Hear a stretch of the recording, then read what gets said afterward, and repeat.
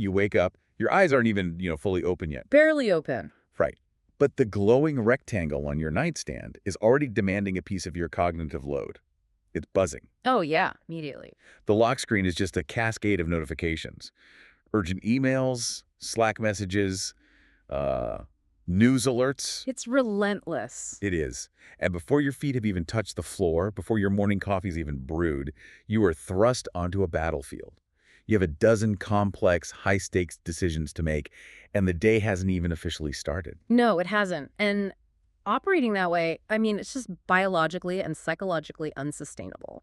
We live in an era defined by relentless decision fatigue. Right. It's an endless crossfire of information, shifting priorities, just demands on your attention. Yeah, it feels like total chaos. Exactly. You spend the whole day just trying to parry the blows, reacting to whatever crisis is right in front of your face. We are existing in a state of continuous cognitive overload. We're expected to be perfectly adaptable, constantly available, and highly decisive. Which is impossible. It is, because we're trying to do all of that while navigating a landscape where the rules of the market, our workplaces, and our social dynamics seem to change almost hourly. Yeah, it really does feel like a modern form of warfare. It absolutely is. The physical violence may be largely gone, but the strategic demands played out in boardrooms, in our homes, and on our screens, they are incredibly intense. Which is why we are doing this deep dive today. Because there is an antidote to this modern chaos. And ironically, it doesn't come from some modern productivity hacker or Silicon Valley CEO. Right. Not at all. It comes from a master strategist and swordsman who lived over 4 centuries ago. We are talking about the way of Miyamoto Musashi and the two-sword strategy. The Niten Ichi Ryu. Yes. And I want to set the parameters for our conversation right up front, We are not discussing this as some dusty artifact of feudal Japan. Definitely not. We are looking at a master blueprint for total clarity and decisive victory in daily life. This is a framework that we both use constantly to cut through the noise of our own lives. That framing is absolutely critical, because if you view this strategy merely as like a historical curiosity, you completely neuter its power. You do. It becomes just trivia. Exactly. But to extract that real power, we do need to understand the crucible in which it was forged. So imagine Japan in the late 1500s and early 1600s. Okay. The country had endured centuries of brutal, constant armed conflict between warring feudal lords. Entire generations were born, lived, and died knowing nothing but total war. It's hard to even fathom that level of constant stress. Right, but then a massive paradigm shift occurs. The shogun rises to power, the country is unified, and those centuries of open, chaotic warfare are suddenly replaced by an incredibly strict, rigid, bureaucratic social order. I've always found this shift fascinating from a psychological perspective. Right. Because you have this entire class of warriors, these samurai, who were bred, trained, and heavily incentivized to be instruments of war. Yeah, their whole identity. And virtually overnight, the war is over. The entire economy and social structure that supported them just vanishes. They essentially become obsolete. The armies are disbanded, and countless former soldiers are cast adrift. They became known as ronin, right? Yes, ronin, which translates to wave men. Wave men. Wow. I think that term captures the existential dread perfectly. They were men tossed about by the waves of fate, masterless, wandering a rapidly changing country with nothing but their swords and a completely uncertain future. And Musashi was one of these men. He was a survivor trying to navigate a world where the ground was constantly shifting beneath his feet. And he didn't just survive. I mean, he was a force of nature. He fought his first lethal duel at age 13. By the time he was 29, he had fought and won 60 life-or-death encounters. 60. It's staggering. 60 times he stepped into a situation where only one person was walking away. But the twist in his story is what I find most compelling. Oh, when he looks back on it. Yeah. Later in life, he looks back at that undefeated record and realizes he didn't actually know what he was doing. It's a profound admission of vulnerability from an undefeated master. He reflects on his youth and concludes that those early victories were likely just a byproduct of raw natural talent, sheer luck, or maybe just the simple incompetence of the men he faced. Which is wild to admit. It is. And it wasn't until he turned 50, after decades of relentless, almost obsessive refinement and observation, that he truly understood the deeper physics of strategy. He transitioned from raw, reactive instinct to absolute, deliberate mastery. Precisely. He stripped away all the performative, flashy aspects of martial arts that were designed just to look good or sell lessons, and he distilled strategy down to its purest, most devastating essence. And our mission today is to equip you with that exact essence. We want to hand you Musashi's mental models and strategic blueprints so you can operate with that same level of deliberate mastery. Yes. We want you to be able to cut through the noise of an overflowing inbox, navigate hostile corporate politics, and manage your own internal anxieties with the precision of a master strategist. And to do that, we have to start at the absolute bedrock of the philosophy. We have to architect our own minds before we can even think about stepping onto the battlefield of daily life. The concept of the ground. Exactly, the ground. Musashi equates this foundational work to the mindset of a master artisan, specifically a foreman carpenter. It's a brilliant analogy because a foreman carpenter doesn't operate like a lumberjack. A lumberjack just grabs an axe and starts violently hacking away at a tree. Just raw kinetic output. Right. And I think that's how most of us approach our day.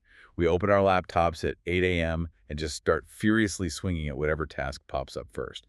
We are lumberjacks in our own lives. We constantly confuse frantic activity with effective strategy. The foreman carpenter, on the other hand, operates from a completely different paradigm. How so? Well, before a single piece of wood is cut, they deeply understand the master plan. They comprehend the overarching architectural theory of the temples and palaces they are constructing. They see the big picture. They do. They use what Musashi calls a true measure, a calibrated, objective standard of reality, and they execute strictly according to that grand design. And strategy in our daily lives requires this exact level of deliberate, uncompromising blueprinting. It has to.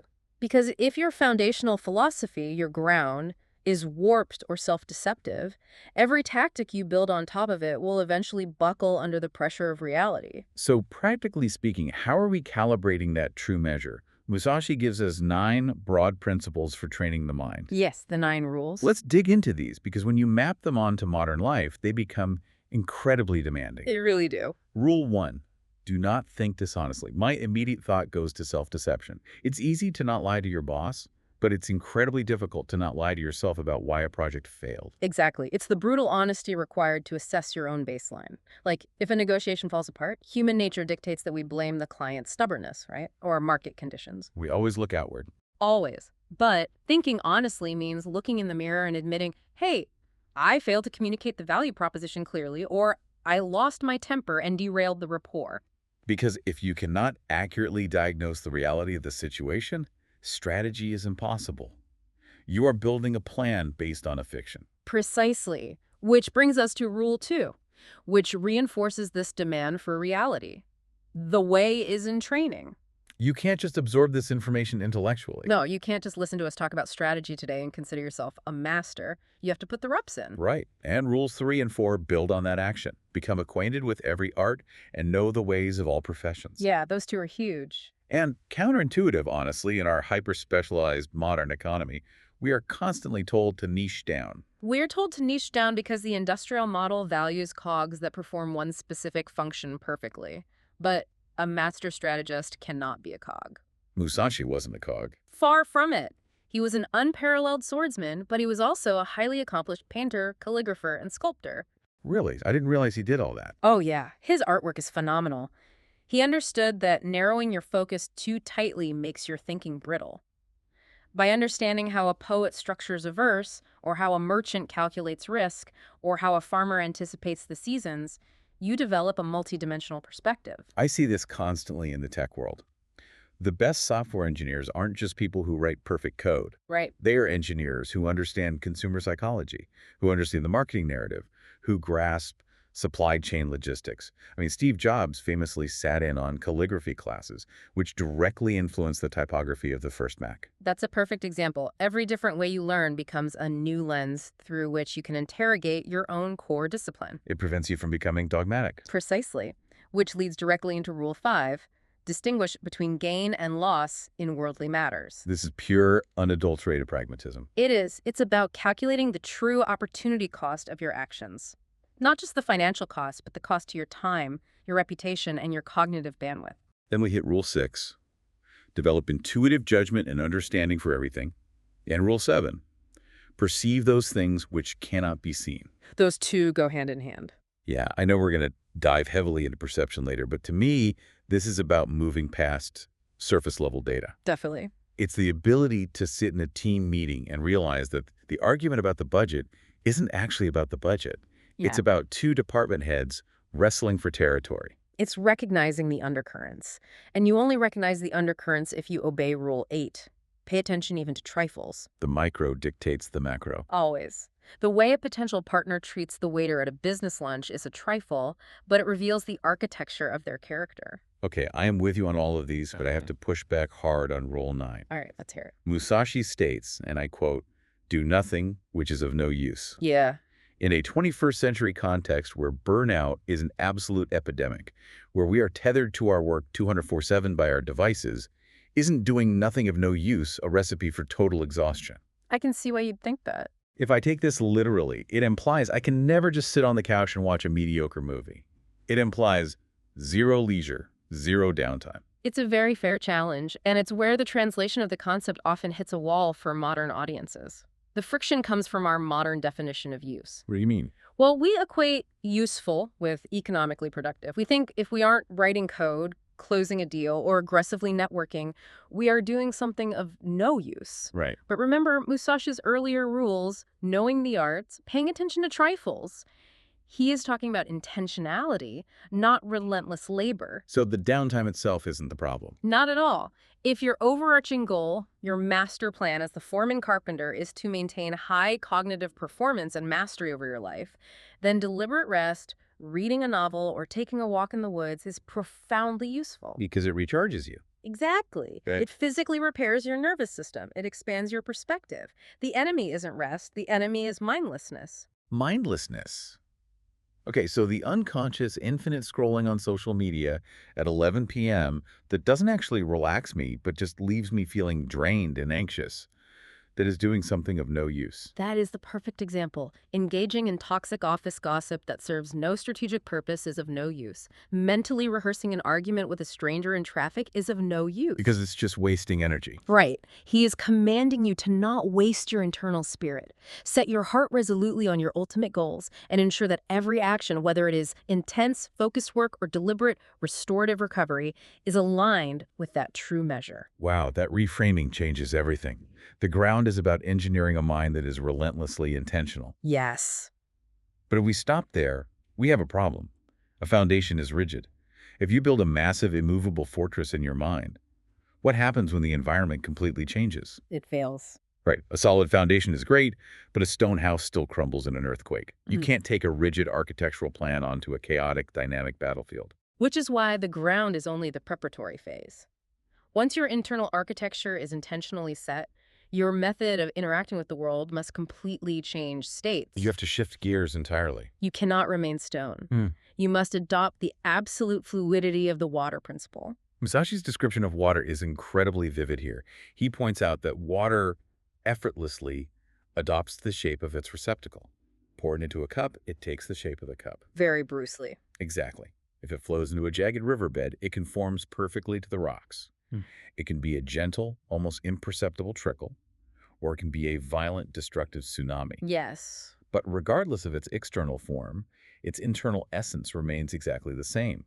He describes its true nature as having a clear, unclouded blue color. And when we map that onto human behavior, he is talking about our psychological equilibrium, our internal spiritual bearing. How we carry ourselves internally. Right. Musashi insists that in a combat scenario, your spiritual bearing must be identical to your everyday bearing. And for our listeners, combat doesn't mean a sword fight. Obviously not. Combat is a high-stakes board meeting. It's a devastating performance review. It's navigating a crisis with a loved one. In those moments, your internal state must remain that clear, unclouded blue. That sounds beautiful in theory, but biologically it is incredibly difficult. Oh, absolutely. When I walk into a high-stakes situation, my amygdala fires. My heart rate spikes. My breathing gets shallow. My field of vision physically narrows. Fight or flight kicks in. Right. So how on earth do we maintain an everyday bearing when our biology is screaming at us that we are in danger? It requires a profound trained calibration between the mind and the physical body. Musashi is very explicit about the mechanism here. He says, you must be determined, though calm. You meet the situation without tenseness, but without becoming reckless. It's a tightrope walk. It is. And the key physiological instruction he gives is fascinating. He says, even when your spirit is calm, do not let your body relax. And when your body is relaxed, do not let your spirit slacken. It's a deliberate paradox. Mm-hmm. You are actively uncoupling your internal emotional state from your external physical reality. Precisely. If you let the external environment artificially elevate your spirit, if you become angry, overly aggressive, or hyped up on adrenaline, you become predictable. You get tunnel vision. Yes. You lose your peripheral vision, metaphorically and literally, and you are easily baited into making a mistake. And the reverse is true as well. Right. Conversely, if your spirit is too low, if you let fear depress your state, making you apathetic or overly cautious, you become paralyzed and cannot seize an opening. You have to maintain absolute spiritual equilibrium regardless of the physical chaos. The clearest modern analogy I can think of is an elite professional athlete. Okay, let's hear it. Imagine an NFL quarterback walking into a hostile away stadium. There are 80,000 people screaming obscenities at him. The physical environment is pure chaos, noise, and hostility. It's deafening. And across the line of scrimmage are massive human beings whose sole objective is to physically destroy him. The environment is a wild, violent sea. But if you watch the eyes of a truly elite quarterback, their internal spirit is at absolute zero. They aren't hyped up and throwing wildly out of aggression. They aren't cowering in fear. They are operating in that clear blue state. They simply take the shape of whatever the defense gives them. That is the perfect illustration of water taking the shape of its receptacle. And there is a critical tactical advantage to this state that Musashi demands. Do not let the enemy see your spirit. Keep it hidden. Your internal equilibrium must remain entirely your own secret. Because if they can read you, they can manipulate you. Exactly. If a competitor in the market or a counterpart in a negotiation can read your emotional state, they own the timeline. That makes so much sense. If they see you are frustrated, they will intentionally stall to push that button until you make a rash concession. If they see you are overly eager to close a deal, they will use your own momentum against you to extract better terms. They use your spirit against you. Right. Water doesn't broadcast its intentions. It doesn't get angry at the rocks in the river. It simply flows into the path of least resistance, or it builds up pressure until it crashes with overwhelming force at the exact right moment. So we have the ground, our intentional, honest master plan. We have water, our fluid, unreadable, internally calibrated spirit. The foundation and the flow. Yes. But here is the friction point. If our spirit must be completely fluid, then adopting a rigid defensive posture in our actual lives is a fatal strategic error. It violates the principle entirely. If you are water, you can't freeze yourself into an ice block just to feel safe. This brings us to a concept that completely dismantles traditional thinking. It's the illusion of form, or what Musashi calls the attitude-no-attitude philosophy. To understand why this is so revolutionary, we first have to look at how Musashi grounds the physical metaphor. He isn't saying that your physical posture doesn't matter. In fact, he gives highly specific instructions for how to hold your body when facing an opponent. Right. He gets incredibly granular. He says the head must be erect, not hanging down or twisted. He specifically notes there should be no wrinkles between the eyes. Very specific. The nose is straight, with a feeling of slightly flaring the nostrils. You lower your shoulders, put strength into your legs from the knees to the toes. It's all about rooting yourself. And there's this detail about wedging the companion sword into your belt against your abdomen so it isn't slack. It's a posture of immense grounded readiness. It's not tense, but it is coiled. It is the physical manifestation of the ground. From that rooted baseline, traditional sword schools taught 5 specific attitudes or defensive stances: upper, lower, middle, left, and right. Like guard positions. Exactly. These represent the geometric angles from which you might defend an attack. But Musashi immediately subverts this. He states that the middle attitude is the seat of the commander. It is the true center of gravity. And the others. The other 4 attitudes merely follow the commander. If you understand the center, you can adapt to the rest. But then he goes a step further and essentially tells the strategist to throw the concept of stances in the garbage. He introduces attitude, no attitude. One of his core revelations. He writes, "The primary thing when you take a sword in your hands is your intention to cut the enemy, whatever the means." He exhibits absolute disdain for the idea of an attitude if it is used as a purely defensive, immovable concept. His logic here is brutal and brilliant. He argues that fixed attitudes are for situations in which you are not to be moved like garrisoning castles. Garrisoning castles. Yeah. When you are defending a static fortress, you adopt a fixed attitude. But human conflict, business dynamics, and daily life are not static fortresses. They are dynamic, chaotic, and constantly shifting. If you cling to a fixed stance in a fluid environment, it is suicide. Because if I am locked into a high defensive posture Mm-hmm. and the market suddenly demands a low sweeping maneuver, I have to unfreeze my posture before I can move. Exactly. That rigidity creates a microsecond of physical and cognitive delay. And in that delay, you lose the initiative. Musashi advocates for non-existing attitude. What does that look like practically? You might hold your body or structure your business in a way that looks like a traditional stance to the outside world, but internally, your mind is not attached to it. It doesn't exist. You are ready to morph instantly. We fall into the trap of garrisoning castles constantly in corporate and personal life. We get so completely caught up in defending our stance. We defend our job titles. Yes. We garrison our job titles. We garrison our fragile egos. We lock ourselves into a rigid political alignment or defensive posture about how a specific project should be done because that's how we've always done it.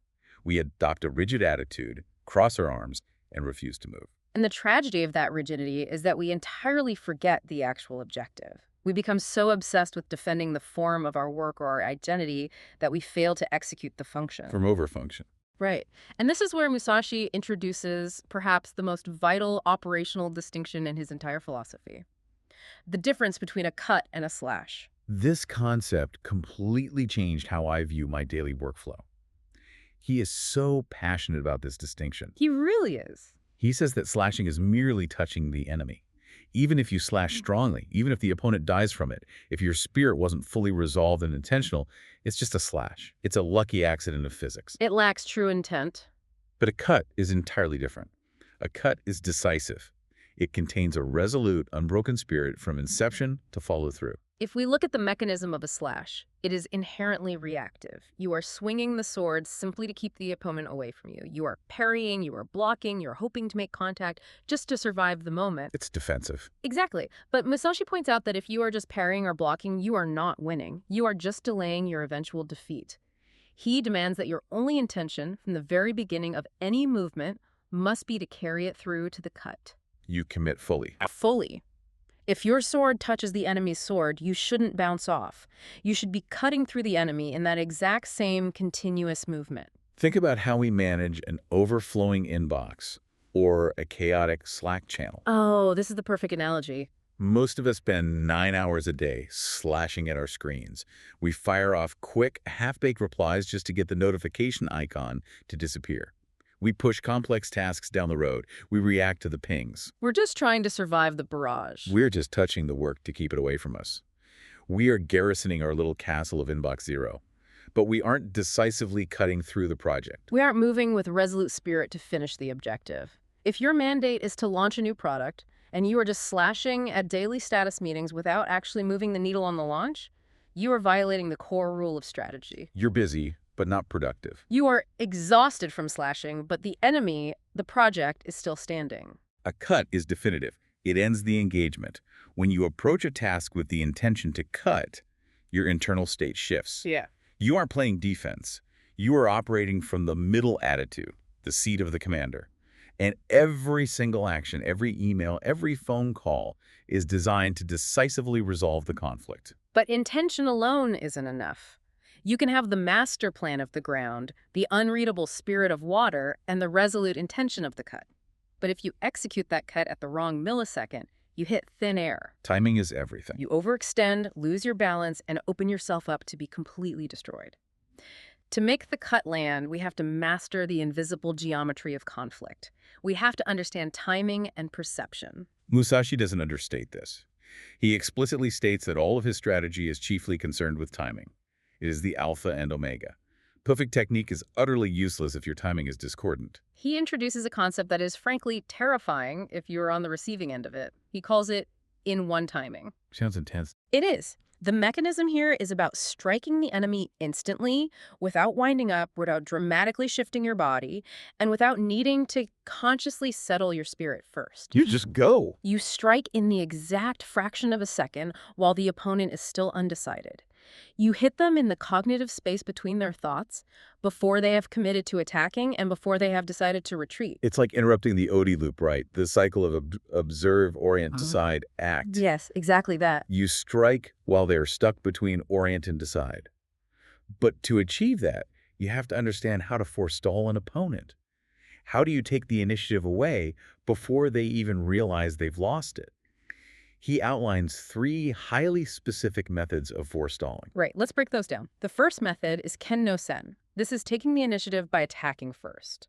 But it's not a blind rush, it is setting the enemy up. It's calculated. Yes, you launch an action that forces them to react to your timing, instantly throwing their internal rhythm into chaos. What's a modern equivalent? In a corporate negotiation, Ken no Sen might look like opening the meeting by laying a massively ambitious, unexpected proposal on the table before the other side even opens their binders. You force them to abandon their prepared script and react to your reality. The second method is Tai no Sen. This is waiting for the initiative. The enemy attacks first, but you remain in that clear blue water state. You observe their movement, and just as they fully commit their weight to the attack, you disrupt their timing and strike, It's the strategic equivalent of judo. using their momentum. Exactly. In a business context, if a competitor launches an aggressive marketing campaign directly attacking your product, a reactive slash would be to launch a defensive counter campaign.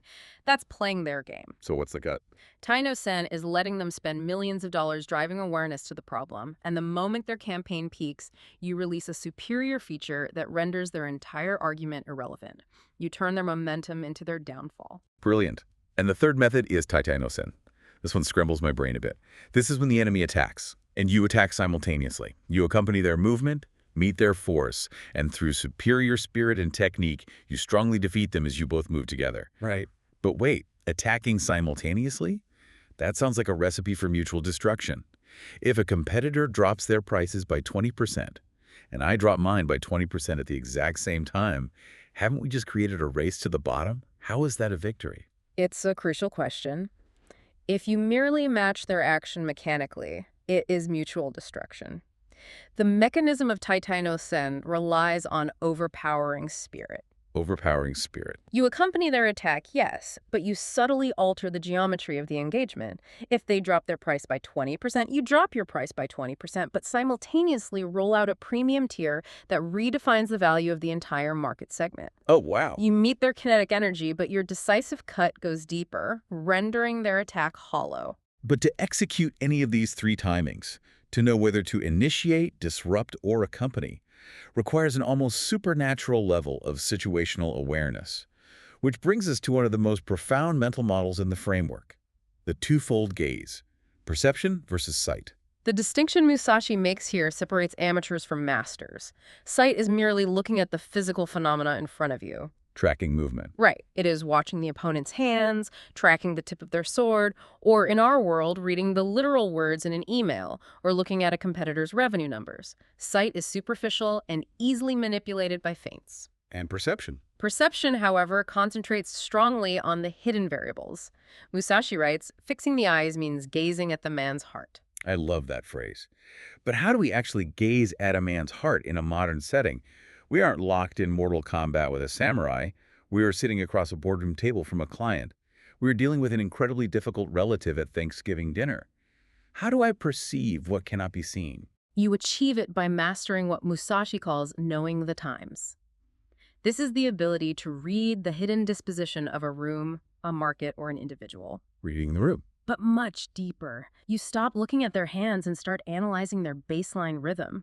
Is their internal spirit flourishing, or is it waning? Like checking their energetic pulse. Exactly. If you are in a tense meeting, are they operating from a place of desperate, rigid defense, or are they masking arrogant overconfidence? By perceiving their micro-expressions, the cadence of their speech, the speed at which they reply in emails, you sense their internal rhythm. So if I perceive that a client's rhythm is disorganized and panicked, I don't wait for them to figure it out. I strike with Ken no Sen. I initiate the cut. Precisely. Because you have perceived their internal state, you can accurately predict their physical actions without needing to see them move. You are acting upon their intent, not reacting to their output. That is incredibly powerful. It is. But there is a biological prerequisite to this kind of perception, and Musashi mandates it with a very peculiar rule. You must walk with normal street footwork, even on the battlefield. Yes. This detail is amazing. He absolutely forbids jumping, leaping, or taking wide, unnatural martial arts stances. He demands normal walking. Why is everyday footwork so critical to high-level perception? Because perception requires a stable baseline. If you rush, if you start bouncing around on your toes, you change your natural gait. When you do that, your own internal biological rhythm deranges. Your heart rate spikes. Your heart rate fluctuates unnaturally. And if your internal rhythm is chaotic, your perception clouds over. The noise of your own panicked movement drowns out the subtle signals the opponent is sending. Ow. By walking normally, by maintaining that everyday bearing, you keep the water clear. You remain the calm, quiet center, which is the only state from which you can perceive the subtle fluctuations in everything around you. It makes perfect sense. You can't hear a whisper if you're screaming. That's a great way to put it. Okay, this is all incredibly high-level, elegant strategy. Perfect timing, unclouded perception, striking in the cognitive space between thoughts. But let's descend from the mountaintop for a minute. Back to reality. Reality is incredibly messy. Even with a master plan, a fluid spirit, and sharp perception, we inevitably get bogged down in chaotic, gridlocked, ugly situations. And this is where Musashi pivots from high philosophy to brutal, practical trench warfare tactics. Musashi was a pragmatist who survived 60 death matches. He knew intimately that theory often degrades upon contact with reality. When the swords cross, bind together, and you are caught in a desperate struggle, you need immediate mechanisms to break the deadlock. The first tactical principle he offers for this is called treading down the sword. He describes the danger of falling into what he calls a T-dumb feeling. I love that phrase. It's such an evocative phrase. T-dumb. It represents that awful, repetitive, back-and-forth stalemate. They strike, you block, you strike, they block. Neither side is gaining an inch. In the modern knowledge economy, the T-dumb feeling is the endless passive-aggressive email chain where 20 people are CC'd and nobody is willing to make a definitive decision. Oh, we all know that chain. Right. It's the recurring Tuesday meeting that covers the exact same problems for 6 months without resolution. It is a slow, agonizing drain on your resources, your time, and your spirit. Musashi states clearly that you cannot win with a T-dumb rhythm. It is a trap. When I get caught in those email chains, my instinct is usually to just retreat. I stop replying, hoping the problem goes away. But that's not strategy. That's just surrender. Yeah. How does Musashi break the rhythm? You break it by treading down the attack at its very inception. And he doesn't just mean literally stepping on the opponent's blade, though that was part of it.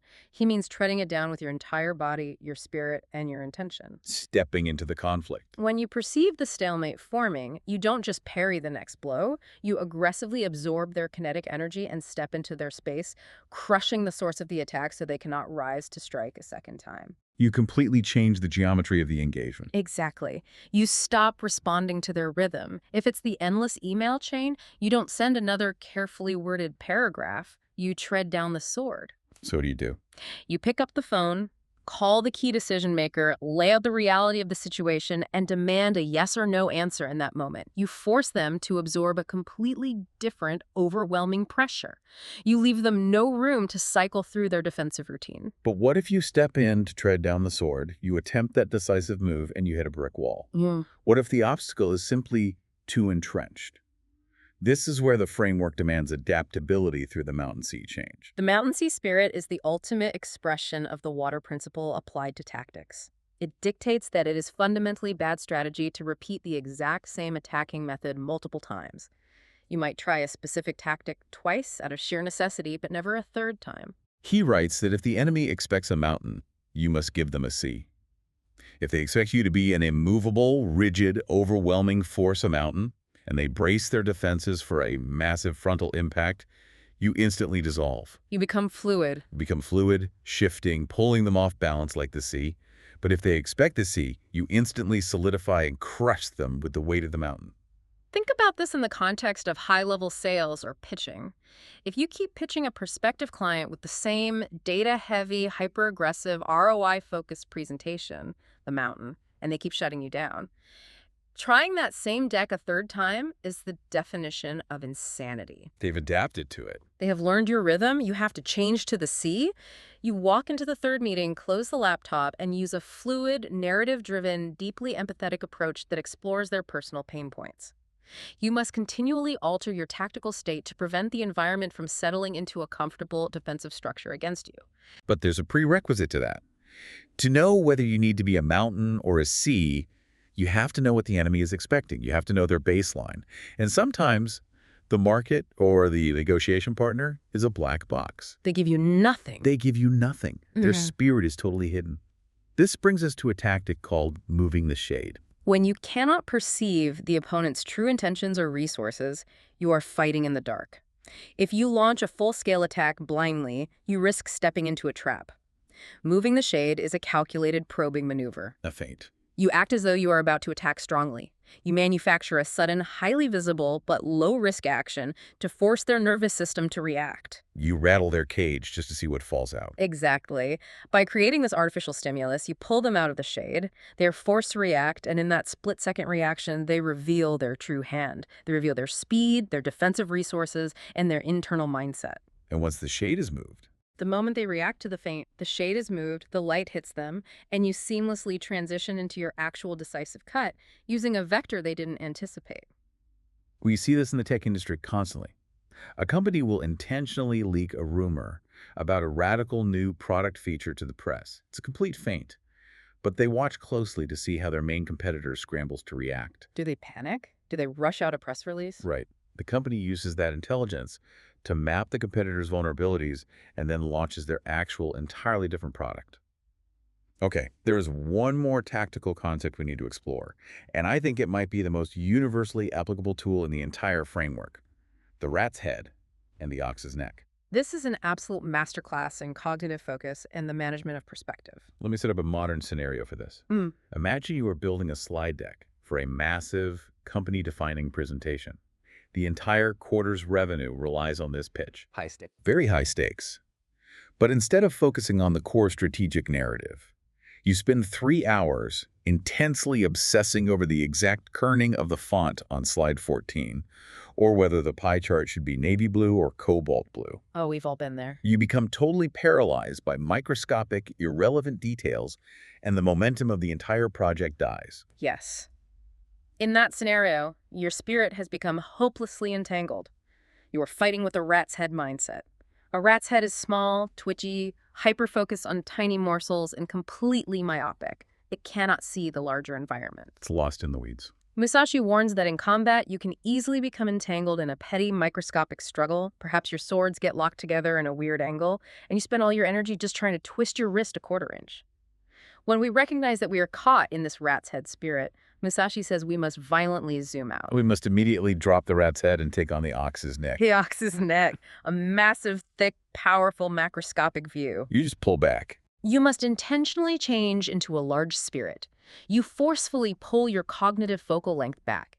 You interchange the microscopic view with the macroscopic reality. You stop pulling at the locked swords, step back, and look at the entire battlefield. You stop staring at the font on slide 14. And you ask, does this specific slide even matter to the core thesis of the presentation? Often, the answer is no.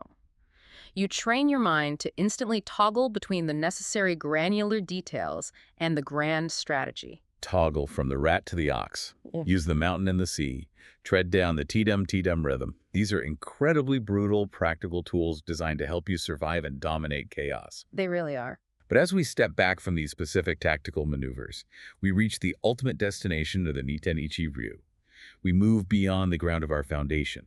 We move past the fluid spirit of water, the tactical fire of combat, and the wind of understanding our opponents. We arrive at the final conceptual space of Musashi's philosophy, the Book of the Void. The concept of the void is perhaps the most heavily misunderstood idea in Eastern philosophy, especially when viewed through a modern Western lens. People hear void and think emptiness. When people hear the void, they immediately think of nihilism. They imagine a black hole, an empty depression, or simply a bucket for things we don't understand. But Musashi is fiercely explicit about this. He states that those who think what they cannot understand is the void are not looking at the true void. That is a false emptiness born of ignorance. So what is the true void? What is the actual mechanism of this state? The true void is a state of ultimate, unobstructed clarity. And it is not a mystical gift, it is a mechanical result. It is achieved only when you have relentlessly executed everything we have just spent this hour discussing. The preparation pays off. You have meticulously mapped the ground. You have successfully uncoupled your body and mind to adopt the clear blue spirit of water. You have mastered the timing, the perception, and the brutal tactics. You have polished the twofold spirit of heart and mind and sharpened the twofold gaze of perception and sight. And the When you accumulate this relentless practice, day by day, hour by hour, the cognitive friction disappears. The clouds of bewilderment clear away. the ego completely vanishes. The desperate, anxious grasping for a rigid attitude or a defensive posture dissolves because you no longer need it. Exactly. When you reach this level of mastery, you no longer have to consciously calculate the geometry of the cut. You don't have to pause and deliberate whether to be a mountain or a sea. The correct action happens intuitively, naturally, and instantaneously. Flow state. That flow state is the void. Musashi concludes with a beautiful paradox. He says, "In the void is virtue and no evil. Wisdom has existence, principle has existence, the way has existence, spirit is nothingness. It is the absolute highest level of operational flow. It's beautiful. You are perfectly, seamlessly aligned with the reality of the situation, entirely free from the distortions of your own fear, your ego, or your rigid expectations." It is the ultimate profound antidote to that chaotic, buzzing smartphone morning we started with. It is total, unclouded mastery over yourself and your environment. The perfect synthesis of everything we've talked about. So I want to leave you with a final provocative thought. Something to deeply analyze as you step back onto the battlefield of your day. Look closely at your life right now. Take a hard look. Identify one specific area. It might be a stalled project at work, a deeply strained relationship, or a personal goal you've been putting off, where you are currently holding a rigid, defensive attitude.